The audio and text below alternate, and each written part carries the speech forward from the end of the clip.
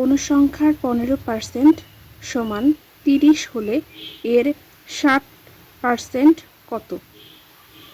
এখন দেখো 15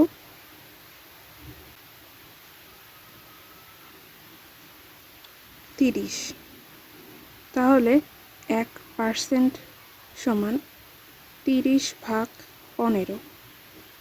অতএব 60% ঐকিক নিয়মে করব। 30 গুণ 60/15। এখন দেখো তো 15 30 2 6 দুগুণে 12 120। এটা হলো আমাদের উত্তর। এখানে দেওয়া আছে বেতন 30% বৃদ্ধি পাওয়ায় একজন লোক 1105 টাকা পায়। পূর্বে তার বেতন কত ছিল? এখন আমাদের ধরতে হবে, ধরি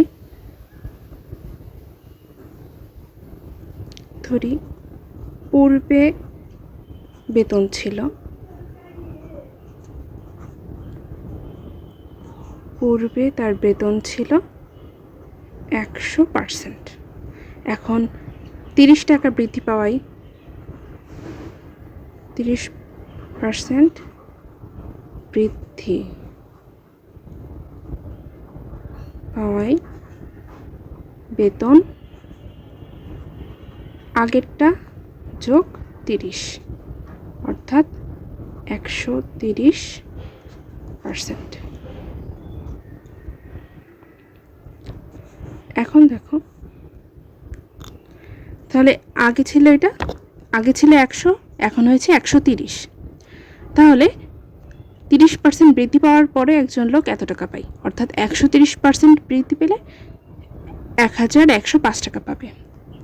অর্থাৎ 130% সমান 1105 টাকা।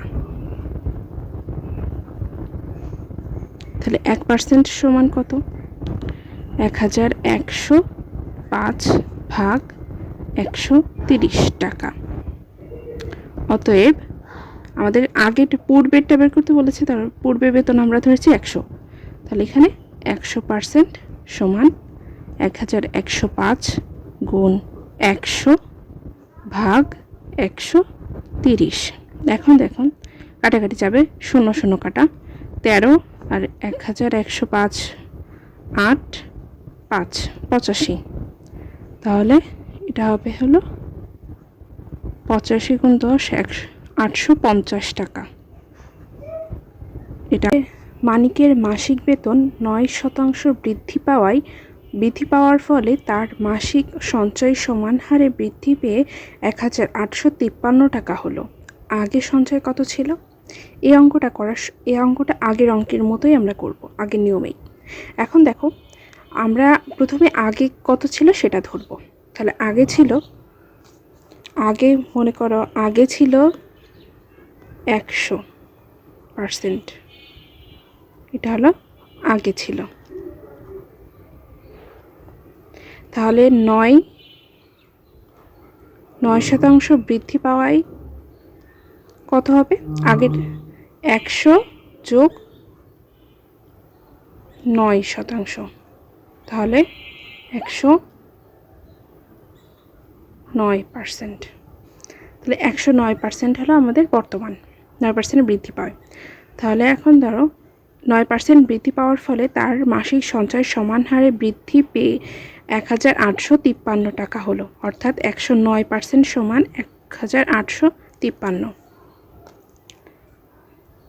109% সমান 1853 টাকা।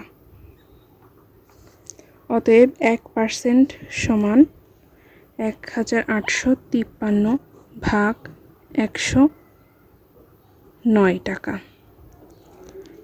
অতএব আমাদের আগে সঞ্চয় কত ছিল সেটা বের করতে হবে, অর্থাৎ 100%। 100% সমান এখানে 1853 গুণ 100/109। তাহলে এখন দেখো 109 আর 1853 এটা হয় হলো 17। 17 গুণ 100, এটার উত্তর হবে হলো